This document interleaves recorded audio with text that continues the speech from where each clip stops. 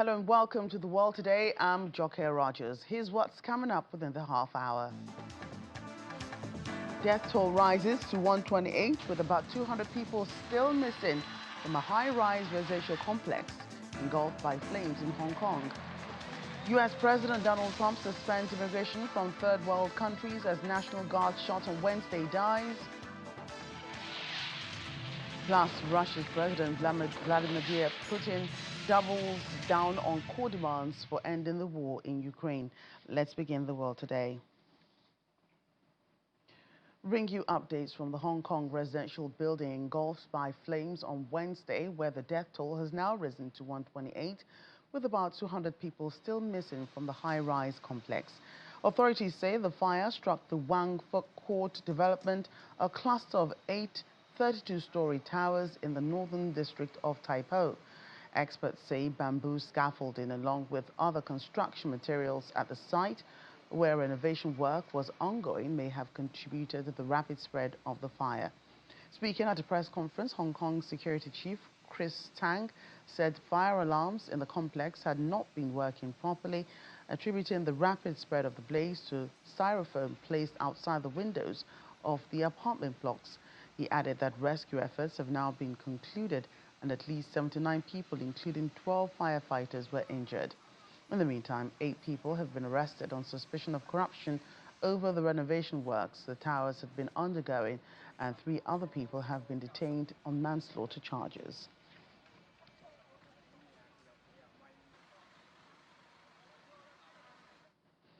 Parts of Asia are suffering some of the worst floods the region has seen in years, with millions affected across Indonesia, Malaysia, Sri Lanka and Thailand. At least 80 people have been killed and dozens more are still missing after severe weather hit Indonesia this week, and the death toll in Sri Lanka has reached 80 with 21 missing. Local media reports that many residents have been forced to evacuate their homes after their homes were swept away, while several other areas have become isolated due to damaged, collapsed roads and bridges. Sri Lanka is bracing for more severe weather as cyclone Ditwa moves along its eastern coast.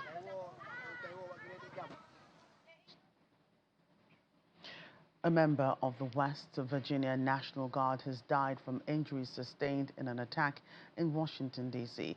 U.S. President Donald Trump confirmed that the 20-year-old woman, Sarah Beckstrom, succumbed to her injuries, while a second National Guard member, Andrew Wolf, remains hospitalized. President Trump blames the attack on the Biden administration, vowing a crackdown on every individual who has entered the United States from Afghanistan under Joe Biden administration. A 29-year-old Afghan national has been taken into custody in connection with the attack. Before we begin, I want to express the anguish and the horror of our entire nation at the terrorist attack yesterday in our nation's capital, in which a savage monster gunned down 2 service members in the West Virginia National Guard who were deployed as part of the D.C. task force, which has done such an incredible job. I mean, until yesterday, we literally had no incidents for many months. It was the safest place imaginable, and this is a different kind of crime. This is a really bad crime. Millions of Americans are praying for those heroes and their families, and I must unfortunately tell you that just seconds before I went on, right now, I heard that Sarah Beckstrom of West Virginia, one of the guardsmen that we're talking about, highly respected, young, magnificent person, started service in June of 2023, outstanding in every way. She's just passed away. She's no longer with us. She's looking down at us right now. Her parents are with her. It's just happened. She was savagely attacked. She's dead. Not with us. Incredible person. Outstanding in every single way, in every department. That's horrible. As you know, the other young man is fighting for his life. He's in very bad shape. He's fighting for his life, and hopefully we'll get better news with respect to him. And the monster that did this is also in serious condition. but we won't even talk about him. As you may know, DHS has confirmed that the suspect is an Afghan national flown here by the previous administration, who was such a bad administration. And I have a picture of a plane. This is what it looked like when they came in. It was total bedlam. Do you remember that period of time? Total bedlam. People crammed onto the plane. And the toughest, meanest, most capable physically got on the plane. Not the people that we were looking for or that they wanted to bring in. Here's a picture for you. Just take a look at that plane. Standing on top of each other and sitting on top of each other. This is what we had under the Biden administration. That whole thing should have never, ever happened. They should have left from a different base. They should have left from Bagram, as you know, and it would have been a much different story.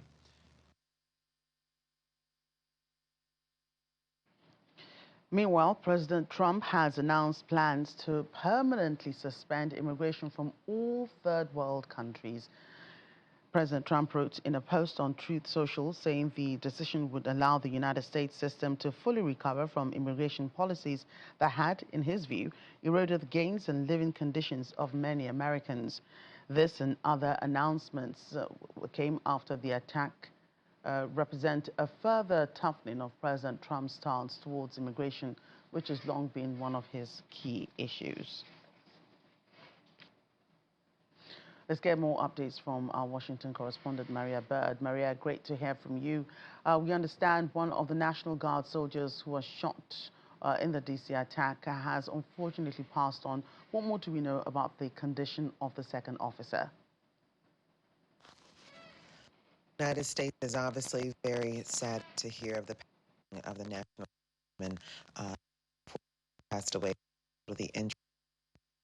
It has also been very clear that this woman has come from West Virginia. She began this tour of duty in August. The president put a beautiful Washington program where he had National Guard this protect what he considers a city that rise. National Guard's 20-year-old came into the city to follow through with the order. Lost her life as a result of the shooting that happened just a few days ago. It's really unclear as to what the next step will be for her family, but obviously at the is a time of mourning when people are supporting as they go through this very difficult time. Information. Right, Maria, what information has emerged about the Afghan national accused of carrying out the attacks, his background, possible motives, or any previous encounters with law enforcement? Suspect of the shooting, an individual brought to the United States as an asylum. Many special forces were in Afghanistan assisting U.S. military for translation. Other administrative support services were to receive as a result of service and work with the states.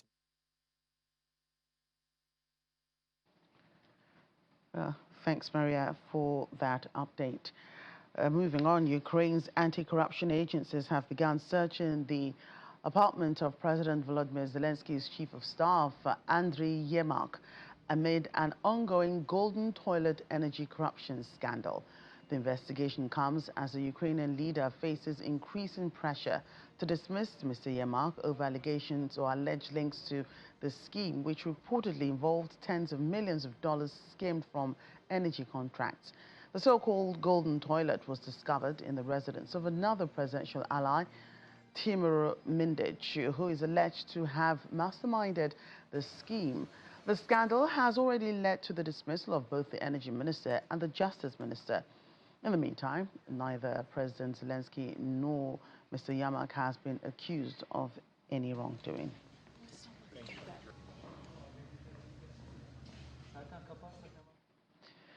Ahead of talks with the United States in Moscow, President Vladimir Putin of Russia has doubled down on his core demands for ending the war in Ukraine, saying Russia will lay down arms only if Kyiv's troops withdraw from territory claimed by Moscow. Addressing reporters in Bishkek, Kyrgyzstan, President Putin confirmed that the Kremlin is expecting a U.S. delegation headed by Special Envoy Steve Witkoff to visit Moscow next week, adding that Russia is ready for serious discussion. President Putin has long pushed for legal recognition of the Ukrainian territories Russia has seized by force, including the southern Crimean Peninsula, annexed in 2014, and much of the eastern Donbass region, which Moscow currently occupies. For Kyiv, which has ruled out relinquishing the parts of the Donbass it still controls, rewarding Russia for its aggression remains a non-starter. Speaking after Mr. Putin's remarks, Ukrainian President Volodymyr Zelensky said Russia scorned efforts to truly end the war.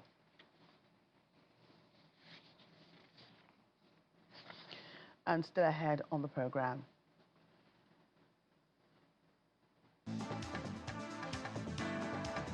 Well, it smells like Christmas in Australia as Santa switches on New South Wales' tallest Christmas tree. Details soon. Stay with us.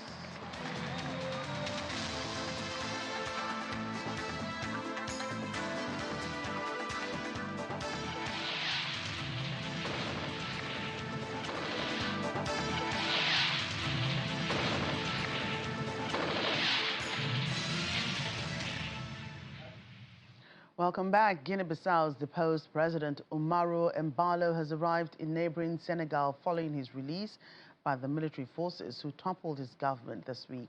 Senegal's authorities say this follows negotiations by the regional West African bloc ECOWAS to secure his transfer amid rising tensions in the country. Senegal's foreign ministry said in a statement that Mr. Embalo had landed in the country safe and sound on a chartered military flight late on Thursday. In the meantime, West Africa's regional bloc, ECOWAS, has suspended Guinea-Bissau's membership hours after an army general was sworn in as the country's president. The decision was reached at a virtual session of the ECOWAS Mediation and Security Council chaired by Sierra Leone's President Julius Maada Bio on Thursday night. The meeting included leaders from Cabo Verde, Ghana, Liberia, Nigeria, Senegal, and Benin Republic, among others. The bloc has condemned the army takeover as an illegal abortion of the democratic process, seeking to subvert popular will. The African Union has also condemned the coup and is expected to suspend the country soon. West Africa has been rattled by army officers seizing power with at least 6 coups since 2020. And many European luxury and fast fashion brands have set ambitious sustainability targets.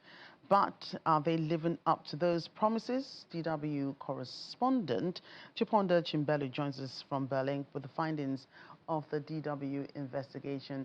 Chipondu, thank you so much for joining us today. What did the investigation reveal about the fashion companies?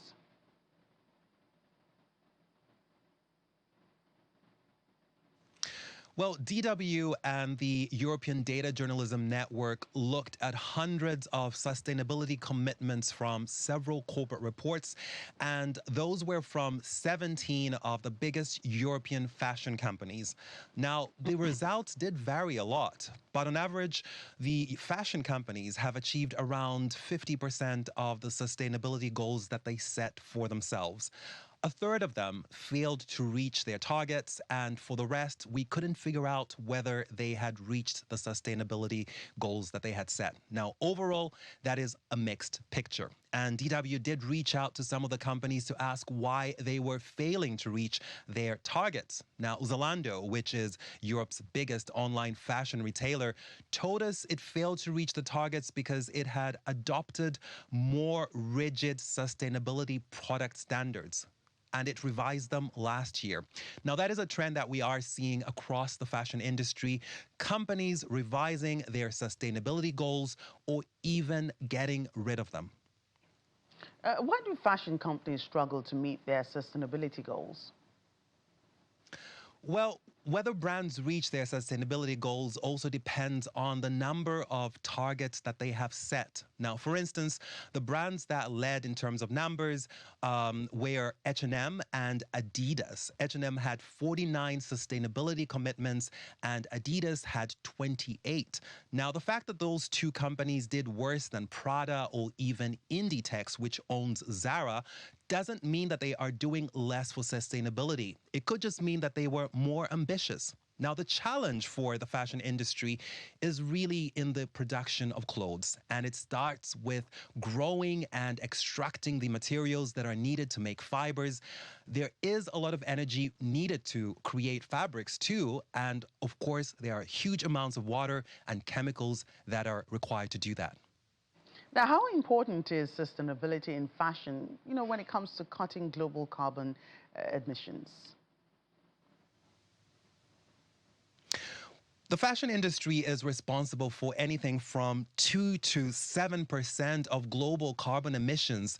So it is responsible for as many carbon emissions as the aviation sector, or even double what the aviation sector is making as carbon emissions. So it is really hard, though, to figure out just how much damaging the fashion industry is to the environment, because it does have a very complex supply chain. And the fact that more and more people are buying clothes online isn't helping. Now, there have been efforts at the EU level to change that, at least through the Bloc's Corporate Sustainability Reporting Directive and the Green Claims Directive.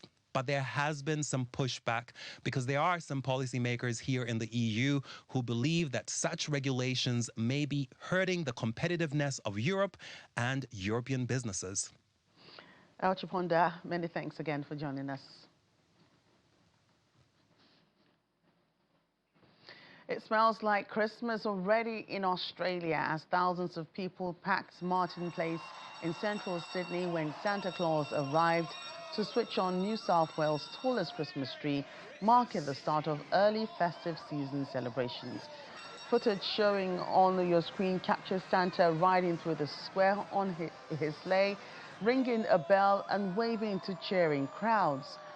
Accompanied by live band performances and dancers, fireworks lit up the sky moments after the giant tree was illuminated as families gathered to take photos in front of the display. The towering Christmas tree is adorned with more than 100,000 LED lights, a 3.4-meter color-changing star, and 330 specially crafted glossy baubles. The Martin Place light installation will continue to illuminate the city centre every evening until early January, dazzling onlookers every 15 minutes from 8 p.m. to midnight.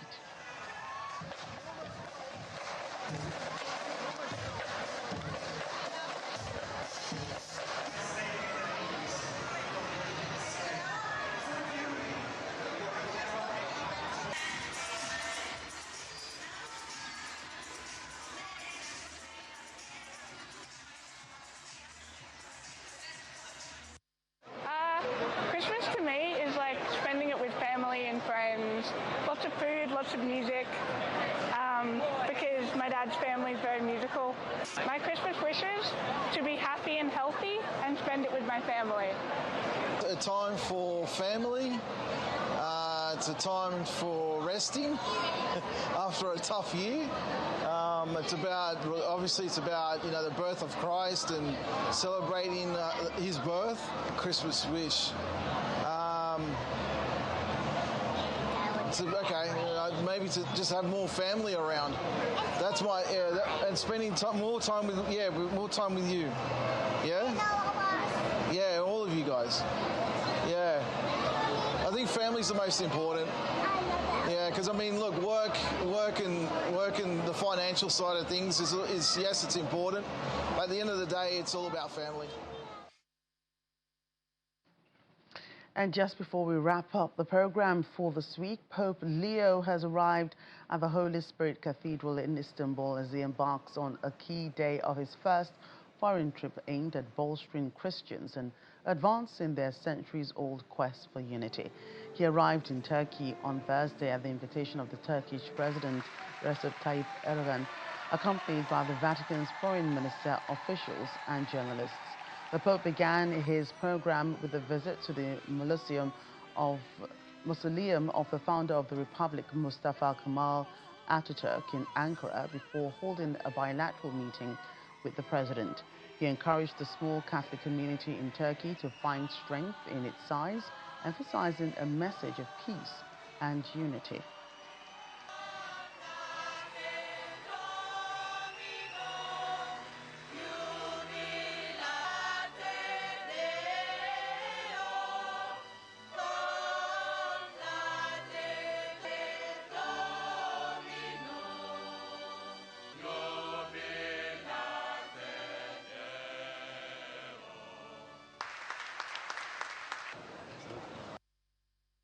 There are many communities of Eastern Rite Christians, Armenians, Syrians, and Chaldeans, as well as those of the Latin Rite. The Ecumenical Patriarchate remains a point of reference, both for its Greek faithful and for those of other Orthodox churches. Dear friends, your communities emerged from the richness of this long history, and it is you who are called today to nurture the seed of faith handed down to us by Abraham, the apostles, and the fathers.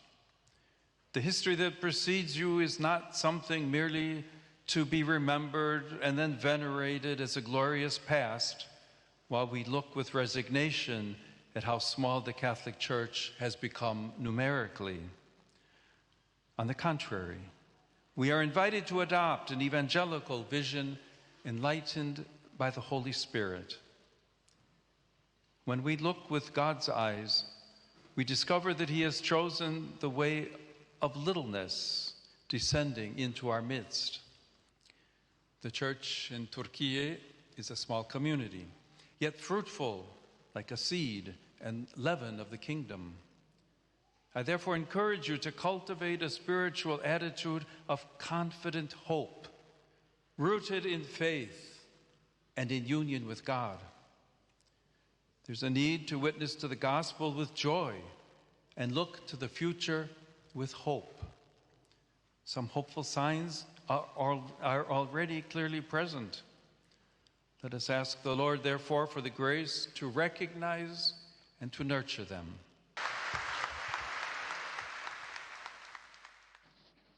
Well, that's our show today and for the week. Thank you so much for watching. I'm Joker Rogers.